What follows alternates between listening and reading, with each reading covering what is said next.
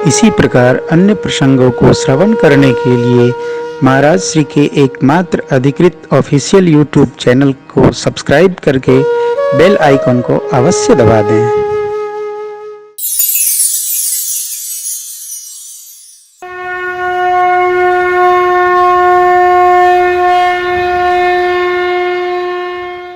हमारे देश में वैष्णवी परंपरा है, शाक्त परंपरा है, शैव परंपरा है।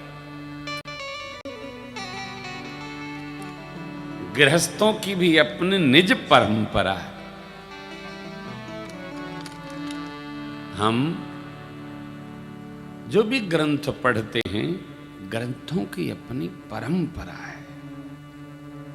मानस की क्या परंपरा है, उसका हमने गान किया। शंभु कीन यह चरित सुहावा, और बहुरी कृपा करी उमहि सुनावा। मां को सुनाया। भगवान शिव जी से ही जब सती अम्बा योगाग्नि में प्रवेश कर गईं, तो भुसुंडी जी ने कथा श्रवण किया। भुसुंडी जी ने गाया, याज्ञवल्क जी ने पाया, याज्ञवल्क जी ने भरद्वाज जी के प्रति गाया, साधकों के पास आया, और प्रातस्मरणि गोस्वामी जी कहते हैं, मैंने भी भगवान शिव से ही एक कथा परंपरा पाई। एक परंपरा है, जिस जीवन की परंपरा है वो जीवन धन्य है। एक परंपरा है, जिस कुल की परंपरा है वो कुल धन्य है। बाबा कहते हैं ना, सो कुल धन्य उमा सुनो, जगत पूज्य सुपुनी, श्री रघुबीर परायण,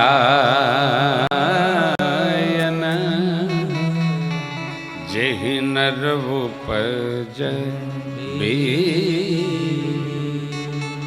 सो कुल धन्य। वह कुल धन्य है जिसमें भागवत परंपरा है। और सब तो आता जाता रहता है, और सब चलता रहेगा। आर्थिक व्यवहार की जो परंपरा है, वो तो आप रहेंगे तब भी कोई न कोई पकड़ लेगा, और आप नहीं रहेंगे तब भी आपके आर्थिक परंपरा को कोई पकड़ लेगा। परंतु साधन की परंपरा, भजन की परंपरा, भाव परंपरा, जीवन परंपरा, सिद्धांत की परंपरा, सब इसके लिए प्रस्तुत नहीं होते। जिसके जीवन में निष्ठा है, जिसके जीवन में सदाचार है, जिसके जीवन में सन् ग्रंथों का आश्रय है, जिसके जीवन में मान बिंदुओं के प्रति निष्ठा है। मान बिंदु क्या है? विप्रधेन सुर संत, ये मान बिंदु हैं। पंचदेव भगवान शिव, मां शक्ति, शालग्राम जी विष्णु भगवान, गणपति भगवान, आदिदेव सूर्य नारायण, ये हमारी परंपरा है।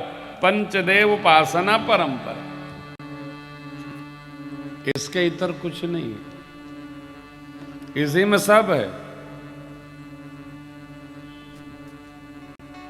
हमारे देश में 3 मत हैं, वेद मत, साधु मत, लोक मत। वेद मत क्या है? जो वैदिक सिद्धांत दिए गए हैं, ये वेद मत है। जीवन में संभाल सको, वैदिक परंपरा का पालन करो। नहीं कर पाते हो, चलो साधु मत अर्थात पौराणिक परंपरा का प्रतिपालन करो। अरे भाई, दोनों नहीं कर पा रहे हो, लोक परंपरा मानोगे ना, लोक परंपरा का निर्वाह करो। कोई एक श्रेष्ठतम पहली है, मध्यम दूसरी है, और काम तो चल ही रहा तीसरी। हमारे साधु साई में कहते हैं, भगवान की पूजा तो अवश्य नित्य करनी चाहिए। कैसे करनी चाहिए? वैदिक विधि से करनी चाहिए।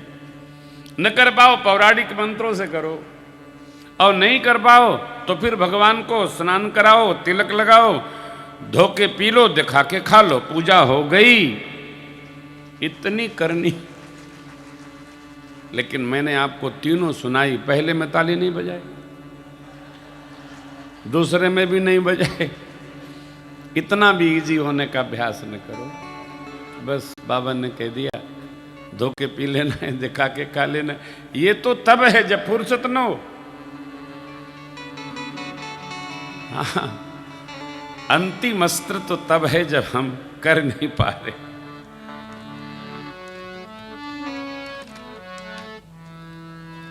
देखिए, धर्म तत्व सरल नहीं है, धर्म पालन सरल नहीं है, गौ पालन सरल नहीं है,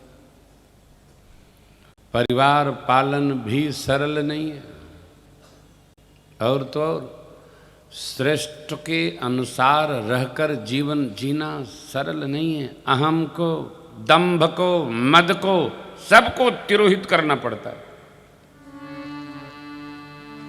अहम मारना सरल नहीं। अपने कुत्सित विचारों को एक तरफ समाप्त करके समाहित करते हुए, अरे जल में, समुद्र में डालते हुए आज्ञा पालन सरल नहीं है, बहुत कठिन है, बहुत कठिन। श्रेष्ठतम बनने के लिए सब एक तरफ करना पड़ता है। सामान्य तो जी ही रहे हैं भाई, सामान्य जी रहे हैं, लेकिन छूटेगा क्या? कुछ नहीं छूटेगा। सामान्य जीने से कुछ नहीं छूटेगा। जब हम असामान्य बनने की यात्रा में हैं, तो हमको अपने जीवन में हर स्तर पर असामान्य तप करना पड़ेगा, तब असामान्य व्यक्तित्व बनता है। ऐसे नहीं बनता, यूं नहीं बनता, सहज नहीं बनता।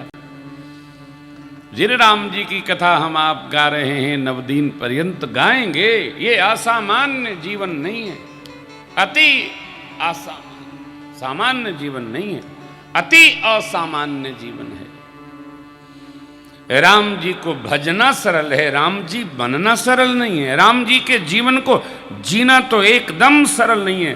प्रवचन चाहे जितना कोई कर ले, राम जी के जीवन को 10% भी जीना बहुत कठोर है, बहुत कठोर है। कारण रामो विग्रहवान धर्म, साधु, सत्य, पराक्रमी। सरल है क्या? है कोई हमारे आप में? पिताजी कहें कि विले पार्ले वाला फ्लैट तुम्हारे नाम कल कर दूंगा, रात में निर्णय बदल जाए, वो तो मैंने छोटे भैया को दे दिया, अब तुम जहां हो वहीं रहो। है कोई जिसको बर्दाश्त हो जाए, झगड़ा ना हो जाए सवेरे सवेरे? 3 दिन पिताजी से बातचीत बंद रही। सरल है क्या? श्री रामचंद्र कृपालु भजमन हरण भव भय दारुणम। स्तुति गाना सरल है मित्रों, परंतु राम जी के जीवन को सूत भर भी जीना बहुत कठिन, बहुत कठिन, बहुत कठिन है। इसलिए आप तो बस सुनो, गाओ, रमो, जमो। राम जी को जीना सरल नहीं है, और राम जी को जो जी सकता है वही श्रेष्ठतम हो सकता है, वही परंपरा प्रदान कर सकता है। और कुछ का नहीं। पहला दिन है, इसलिए बहुत मीठा सूत्र निवेदन कर रहा हूं। पहला दिन है, मीठा सूत्र है। क्या? परिवार में अपने अहम को मारकर सबके लिए जीने का अभ्यास करो। सबके लिए। ये न सोचो कि हम क्या, हमारे लिए कौन क्या कर रहा है। आप सक्षम हो, आप सबके लिए करो। ये न देखें, वो सब देखता है, वो तो उसको सब दिखता है।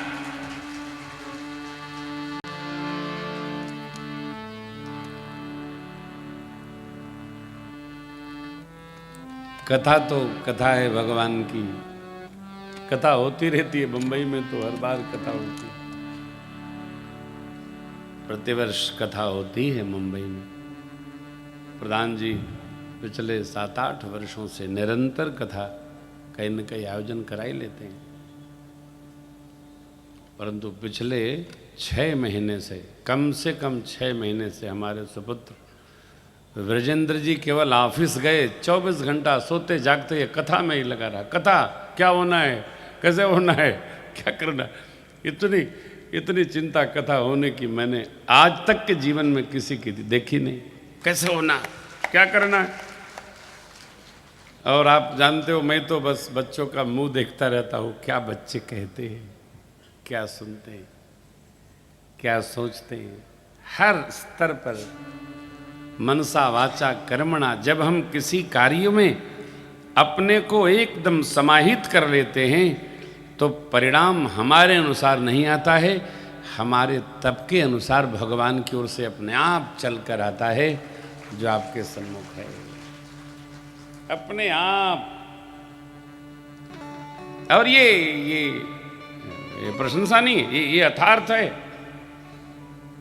हम तो सोचते हमारे पास कोई काम ही नहीं है, यही काम है कथा करना, कथा करना, कथा करना, बहुत करते हैं। हम थोड़ा कथा में रहते, थोड़ा अयोध्या में जो रामार्चन बन रहा है आपका उसमें थोड़ा सोचते रहते, थोड़ा फिर कथा में सोचते, व्यवहार अभी कुंभ आ रहा है, इसके बाद कुंभ है, सोचते रहते। लेकिन बाबू ने केवल 6 महीना अपना मन रमाकर कथा में ही सब कुछ लगाया। मेरी राघव से प्रार्थना है कि इनको और आत्मबल प्रदान करें कि ऐसे आयोजन बार बार सोच सके। कृपा हो, कृपा बरसे भैया, काहे यही तो कथा है। कोई भाई हमारे जनरल सेक्रेटरी साहब घर पहुंचे तो फोन आया कि महाराज श्री हम आ गए, पुरुषोत्तम बाबू बथवाल। तो हमने कहा थके तो नहीं, बहुत लंबी यात्रा है। बोले आप तो कहते हैं ना जिसे श्रवण कर मुट जाती है जन्म जन्म की व्यथा, वही है राम कथा। तो मुझे राघव का याद आ गया, राघव ऐसे बोलता है।